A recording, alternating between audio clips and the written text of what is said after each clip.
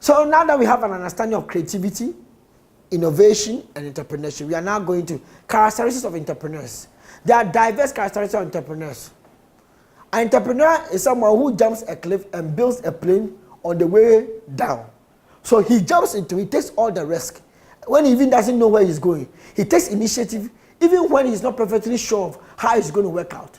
And as he's going on, he believes that all the building blocks will fall in place as he goes through the process. So an entrepreneur may not have everything right from the beginning in terms of the business, but he will start the business and build it as he goes on.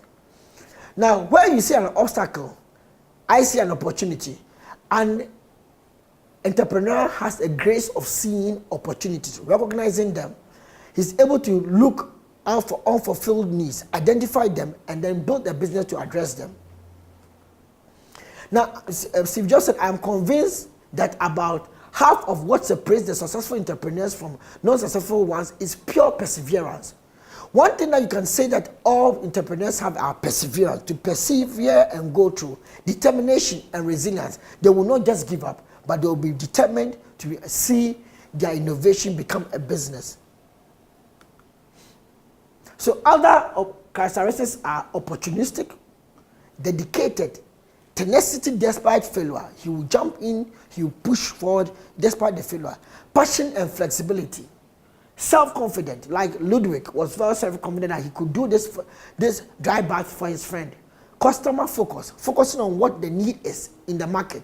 Execution, intelligence, and skills. Ability to execute and put the business together, put the resources together to create an economic entity. And then strategic networks, build the contacts and the strategic networks to be able to get things done. When we look at Fiona Williams, she is trying to also create processed fruit in Nigeria. As she might not plant all the fruits, but she builds strategic networks with all kinds of farms, all kinds of fruit growers, and then able to bring it to a processing area, process them, dry them, and turn them to the product she's able to put on the marketplace. And then it's a leader. A leader means that he's able to motivate followers, motivate others to be able to believe in the vision he has and then follow him. So entrepreneurship has to have an act of leadership, opportunity, have the skill of being able to motivate others and then convince them to follow him or her. Now, others say that other people also point out that there are so many different skill sets in that an entrepreneur may need. A non-conformist and a team player has the drive, tenacity, and persistence. An architect of his own vision, passionate and focused. He builds an ecosystem of finance, people, and know-how. This is looking into John Baptist's definition of what an entrepreneur is.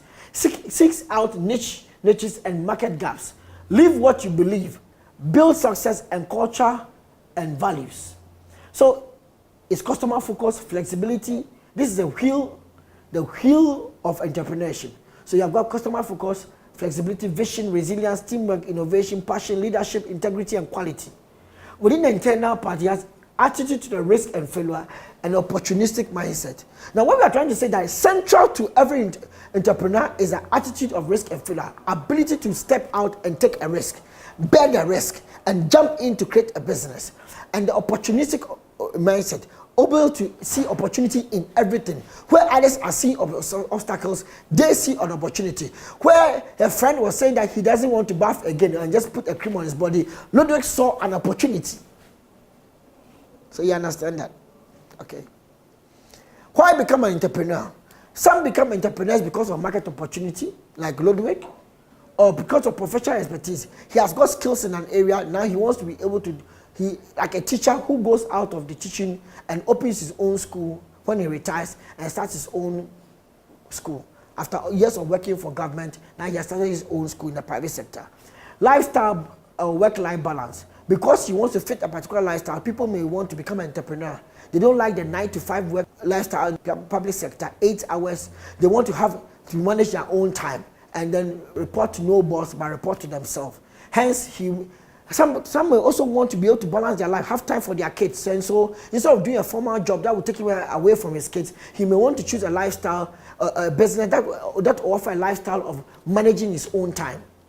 Then higher reward. Some also go into entrepreneurship because they don't like the job they are doing. It's not giving them enough money. They think they'll do better and make more money if they are on their own.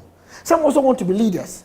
Some also like the thrill of risk and reward, making the money and then rewarding themselves. Others also want independence and control, manage their own business, manage their own, not listen to others, but have their own ideas and carry it out. Others are also jump into entrepreneurship because it's a family gift or inheritance. Your father owns a company and he gives it to you, so you inherit it and you are supposed to be able to manage the firm after your father has passed away or after your father has retired from the company. So naturally you are born to become an entrepreneur because entrepreneurship is what your father is in. Your father is running the business, he hands it over to you and you become an entrepreneur running the business now. Now sometimes there is a difference, people get confused. What's the difference between self-employed and entrepreneurship? A self-employed person is working for oneself as a freelancer or the owner of a business than for an employer. That is the objective of self-employed. Most of them seek for security. But entrepreneur is the one who organizes and operates a business, taking on greater than normal financial risk in order to do so. And if you want to build a business that can sustain itself and be valuable enough to sell to others, then you are thinking about entrepreneurship. But if you want to just create work so that you can pay your bills, then you are thinking about self-employed. So which of them do you want to do? Are you looking for security or are you looking for risk and reward? So why do people become self-employed? One because of opportunity and one because of necessity. Now, so let's look at the differences. Some people become self-employed or even move from self-employed towards entrepreneurship because they want to venture into business to earn more money, to become financially independent, to attain a work-life balance. Due to lack of wage employment, you don't have a wage employment, so you want to create your own business and then you can have a wage employment out of that. Due to frustration from previous job, you are frustrated about the job you are doing, so you want to start your own business. Supplement salaried income, so he works for government during the daytime, but at night he has opened his own retail shop, which is also selling maybe some foodstuffs or some provisions or some goods and services at night or even during the daytime. Whilst he's even working in government shop, he has opened his own business that is running on the side. Somebody may own a taxi whilst he also works in a company as a driver. He has his own taxi that he runs on weekends. So to supplement salaried income, to prepare for retirement. Others think about, I'm going for retirement, I need to make more money, so let me open a small business or become self-employed so that I can be able to make some money on the side. Then venture into self-employment because you couldn't attain a higher level formal education. So your skill set, your skill level may not enable you to get the job you are looking for. So you open your own business because this is all that you can be able to do. Then some people also venture into self-employment because assurance of job security. Nobody can fire them. They have their own company and they run it themselves. Then what about opportunity? Sometimes people see sometimes also out of opportunity. They may see self-employment as a career option. They finish school, they're not getting a job, and then they become a photographer. So open his own company, a photo business, and then manage it. So others also venture into self-employment because they see an opportunity in their community. Nobody is selling cars in this community, so I want to start selling cars. And they find a way of selling used cars in that particular community. Some people also become self-employed because it's a hobby or passion. Like they like sewing or they are like into fashion design. They like designing, and after school they leave the university and they start opening their own fashion business. So they turn their hobby or passion into something bigger as an enterprise of their own. And others also become self-employed because it becomes a family influence, ties or inheritance, which may come through a gift. Your family left you a business to manage a shop and you have to manage it. So that makes you self-employed directly out of school. You want to become self-employed. Now, our objective is to try to encourage you to move from self-employed to entrepreneurship. A self-employed person establishes a system in which the enterprise activity or business can continue to become self-sustaining and viable without being physically present. He reduced the owning everything for security. So he doesn't want to own everything now. He is now moving towards entrepreneurship. He wants to be able to have a business that can run by itself without being there. Every entrepreneur knows that they can't do everything, so they delegate responsibilities to people who they trust, who are smarter and sometimes more experienced than them in those areas, but still keep people accountable for their action. Entrepreneurs own little but control everything.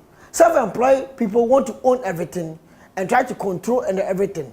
But if you want to become a real entrepreneur, then you have to try to create a business enterprise that can run by itself without you being there. You control everything, but you are not necessarily owning everything, but you are able to manage it. You own little and control everything. That is entrepreneurship. So let's move from a self-employed stage of enterprise into an entrepreneurial stage of enterprise.